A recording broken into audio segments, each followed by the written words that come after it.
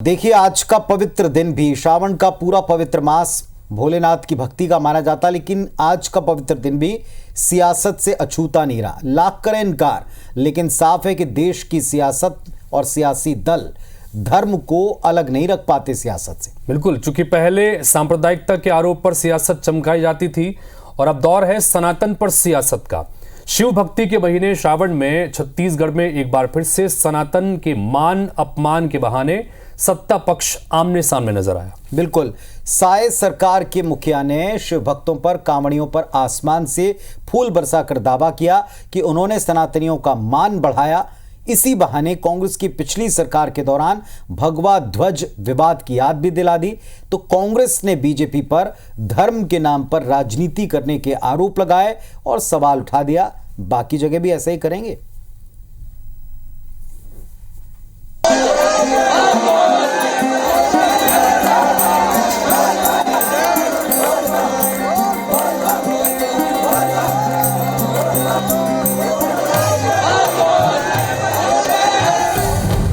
जहाँ मोहम्मद अकबर के शासन रही से तो हिंदू मन सड़क में दौड़ा दौड़ा पीटे जात रही से, भरे दीपावली दशहरा के तिहार में जेल में डाल दे जाती रही से। पहले क्या है कि कांवरियों का अपमान होता था। फूल बरसा तो मैं कांवर लेके खड़ा था, मेरे ऊपर गिरा फूल, हमको आज बहुत अच्छा लग रहा है।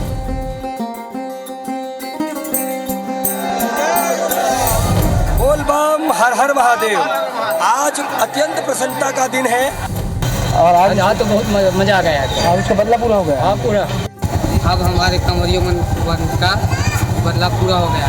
बोल बोल बम सरकार की जय।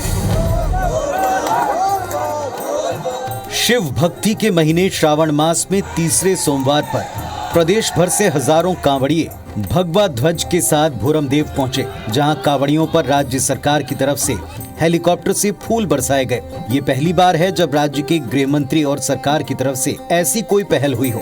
इस पर मुख्यमंत्री विष्णुदेव साय ने कहा कि पिछली कांग्रेस सरकार ने सनातनियों पर लाठी बरसाई थी, अब बीजेपी की सरकार है जो सनातनियों पर फूल बरसा रही है। प्रदेश के गृह मंत्री विजय शर्मा ने कहा कि इसी कवर्धा में कांग्रेस के शासनकाल में सनातनियों का बहुत अपमान हुआ, इसलिए अब सनातनियों के सम्मान में फूलों की वर्षा करवाई गई।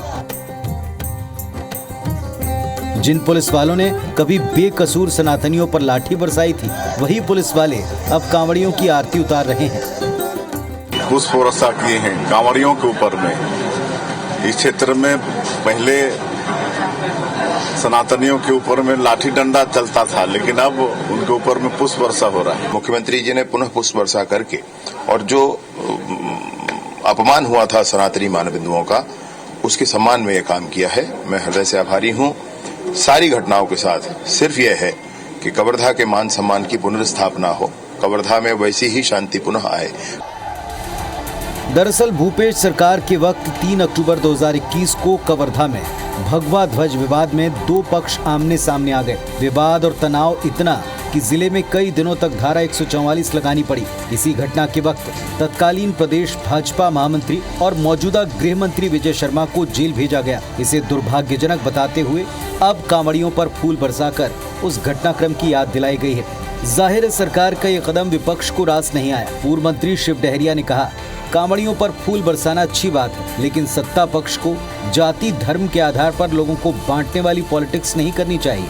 देखिए, ये धर्म की आड़ में लेकर राजनीति करते हैं और जाति धर्म के आधार पर ही समाज को बांटने का काम करते हैं, और इसी तरह का विचार माननीय मुख्यमंत्री दे रहे हैं, जो एक गलत परंपरा है। पुष्प बरसाए, कोई दिक्कत नहीं है, लेकिन इस तरह का बयान उचित नहीं। साफ है, प्रदेश सरकार छत्तीसगढ़ में सनातनियों के मान सम्मान के बहाने एक बार फिर पिछली सरकार को हिंदुत्व के मुद्दे पर कटघरे में खड़ा कर रही है। वजह भी साफ है, छत्तीसगढ़ियावाद के साथ साथ पिछली भूपेश सरकार ने राम वनगमन पथ और कौशल्या माता मंदिर के बहाने बीजेपी को पिछले 5 साल जमकर घेरा है। अब बीजेपी याद दिला रही है कि छत्तीसगढ़ में पिछली कांग्रेस सरकार ने कैसे सनातनियों को पीड़ित और प्रताड़ित किया, जिनके मान सम्मान का ध्यान अब साय सरकार रख रही है। सवाल ये, राज्य की जनता की इस पर क्या सोच है, वो इसे किस नजरिए से देखती है। सौरभ सिंह परिहार, IBC 24, रायपुर।